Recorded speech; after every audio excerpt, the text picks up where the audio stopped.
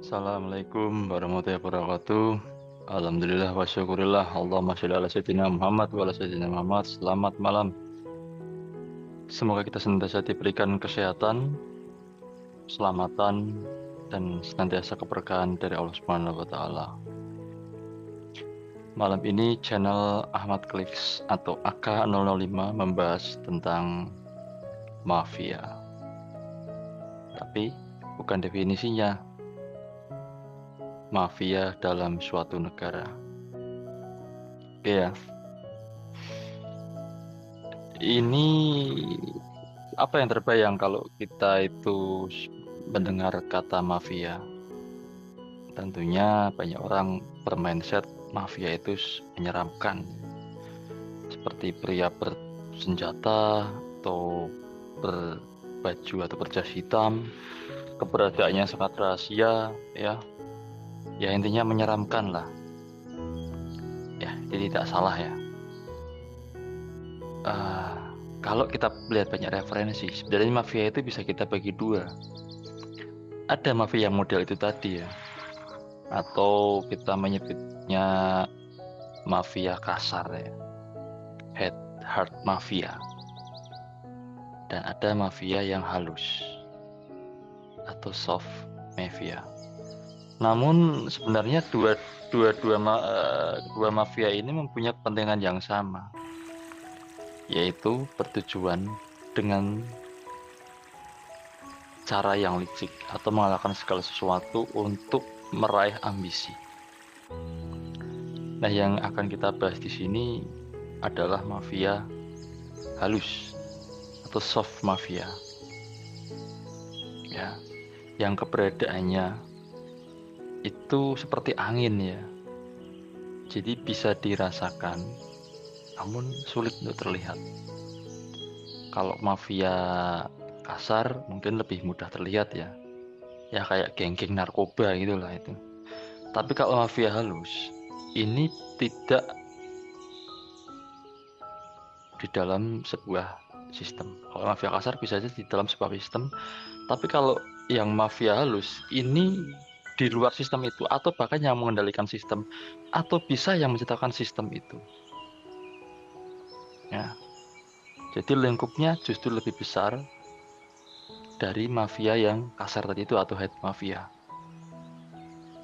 Ya. Nah, kita lihat di lingkup sebuah negara. Sebuah negara itu secara umum undang-undangnya pasti akan melindungi atau berjalan sistemnya itu untuk kemaslahatan rakyatnya atau kemanfaatan rakyatnya atau keberpihakan terhadap kesejahteraan rakyat. Otomatis undang-undang atau aturan-aturan turunannya itu akan memihak kepada kesejahteraan rakyat. Nah, ketika negara ini sudah dikuasai mafia, kita dapat menghitung berapa banyakkah undang-undang yang memihak rakyat dan berapa banyakkah orang yang memihak mafia itu tadi. Dalam hal ini biasanya adalah kapitalis ya, atau mungkin oligarki atau pengusaha kelas kakap ya. Kenapa itu bisa terlihat? Banyak kasus-kasus seperti mafia tanah, mafia hukum, mafia politik ya. Kita coba sekali contoh di mafia tanah saja ya. Terkadang orang itu merasa nyaman dengan sertifikatnya ya. Kita sudah punya sertifikat aman ya. Ya artinya terlindungi lah hak kita. Tapi suatu saat saya pernah mendengar Cak Nun atau Mbah Nun atau Gus Ainun Najib ya, MH Ainun Najib itu pernah berkata ya, kita itu berdaulat kepada diri kita sendiri ya. Karena apa? Menurut beliau negara ini sudah tidak mempunyai kekuasaan untuk melindungi warganya gitu ya.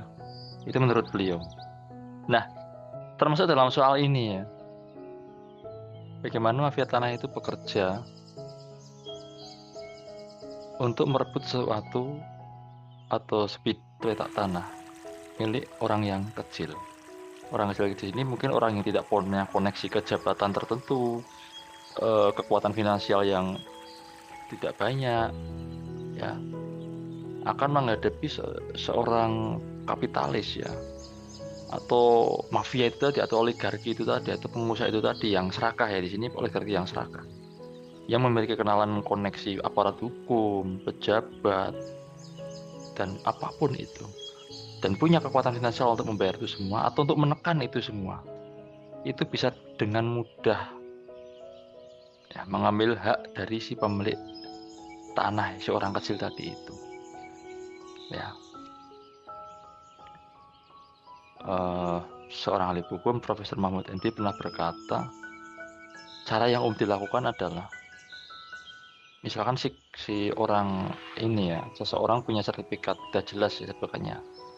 Nah, ada seorang oligar atau seorang kapitalis yang tamak ingin menguasai tanah itu karena mungkin di situ ada sesuatu tambang apa, emas atau apa, atau mungkin tempatnya strategis sehingga cocok untuk bisnis. Dia biasanya nanya dulu gitu, apa Anda mau menjual, ya? Can you sell your field, ya, atau tanah, ya? Nah, itu tanya dulu. Kalau tidak mau, dipaksa apapun tidak mau, maka rekayasa itu dibuat. Biasanya oligar ini atau kapitalis serakah ini akan membuat sebuah konspirasi. Ya, saat itu disebut dengan mafia itu tadi. Membuat sertifikat tandingan, ya, atau sertifikat yang sama, ya, dengan sertifikat yang dipunyai seseorang si A ini tadi, ya, misalkan. Nah, nanti tahu-tahu si A ini sudah menggugat sertifikat yang sama itu di pengadilan. Tahu-tahu kan muncul sertifikat yang sama itu. Nah, tapi endingnya bisa ditebak, si A yang pemilik tanah sah tadi itu sudah berpuluh tahun menempati, bahkan dari orang tuanya, ya, warisan atau dari buyutnya dulu, itu akan kalah di pengadilan. Karena apa? Oknum hakimnya sudah dibayar, saksinya sudah dibayar, pengacaranya sudah dibayar, polisinya sudah dibayar.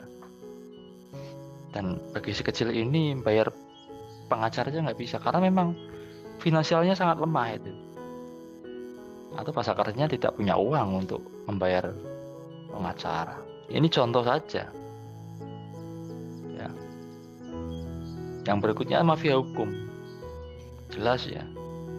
Kasus yang sebenarnya sepele diselesaikan oleh orang biasa itu bisa. Orang biasa itu paham lah cara menyelesaikannya, nggak perlu orang hukum. Tapi justru hukumnya dimain-mainkan, ya. Tapi tetap saja bermain-main dengan hukum, meskipun itu hukum buatan manusia.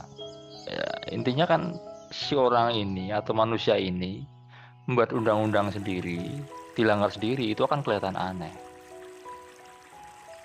Dan disitulah kemungkinan mafia itu bekerja itu. Ya.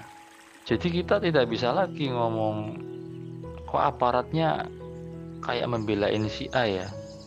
Kok jaksanya kayak nggak bisa becus nangkep ini, ya, padahal cuma satu orang.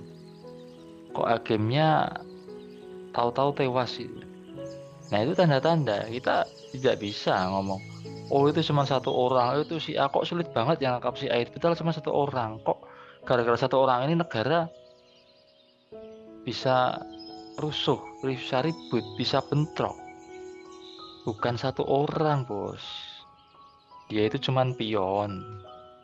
Musuh sebenarnya rakyat itu adalah mafia, ya.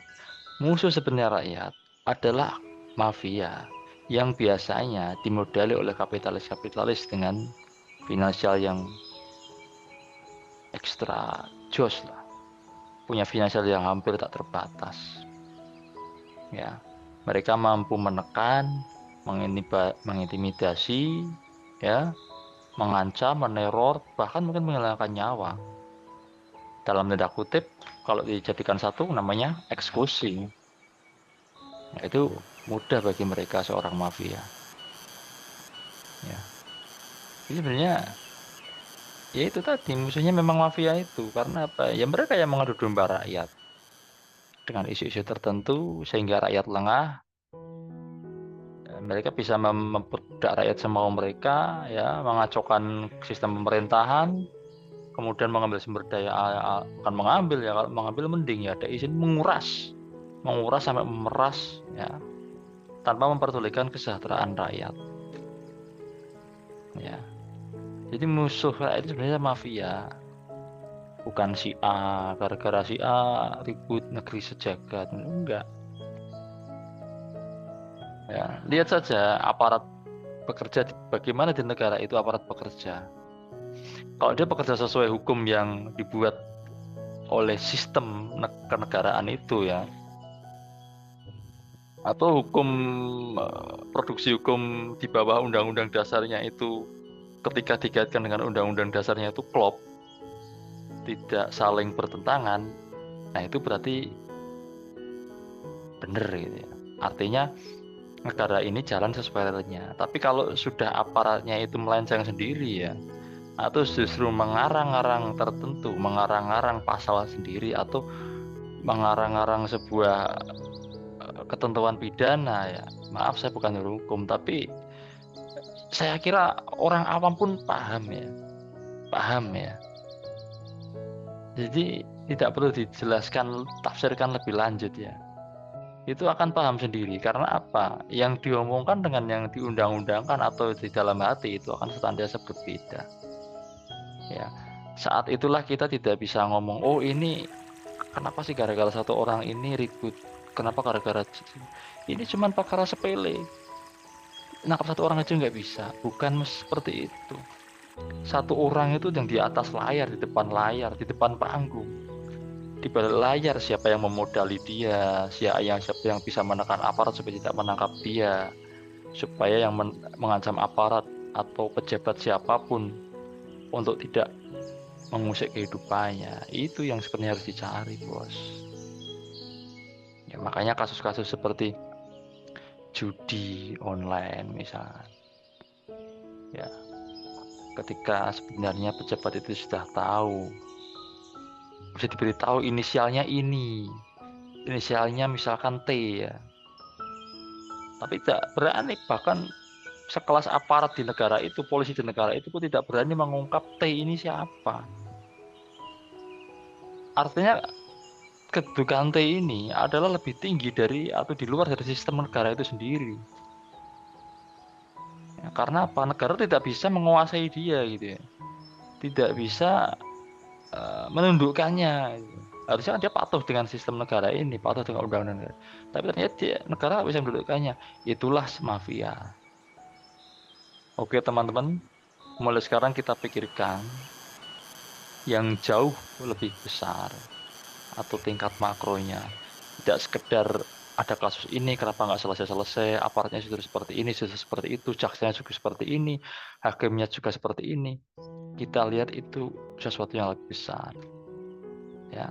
Banyak kasus-kasus di negara ini yang terindikasi di baliknya itu ada mafianya, ada oligarkinya, oligarki yang serakah ini, ya, atau kapitalis